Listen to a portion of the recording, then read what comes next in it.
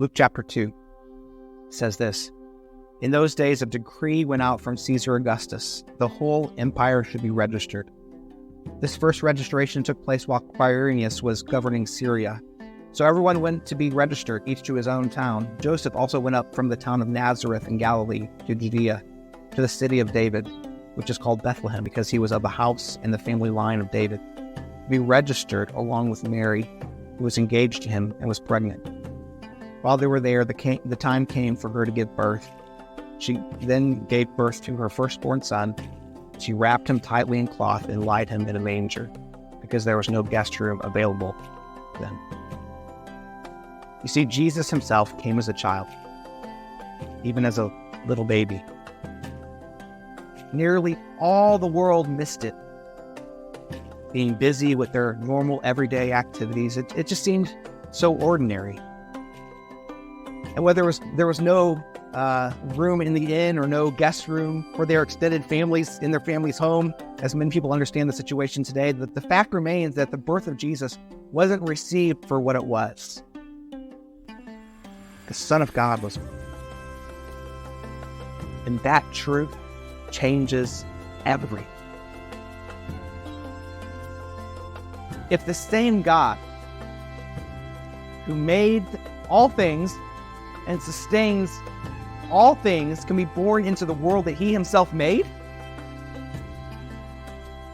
this completely changes our understanding of how the universe works.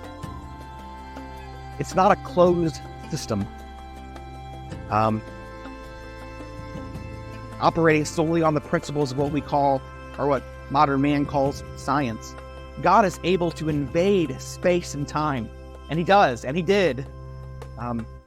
People today like to say that nothing is spiritual and that everything operates according to biology, but if God became a man, then truly everything is spiritual.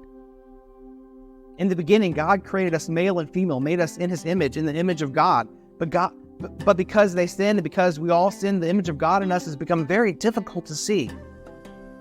Instead of seeing something extraordinary when we look at each other, like vessels prepared for mercy, we see something very ordinary, something natural.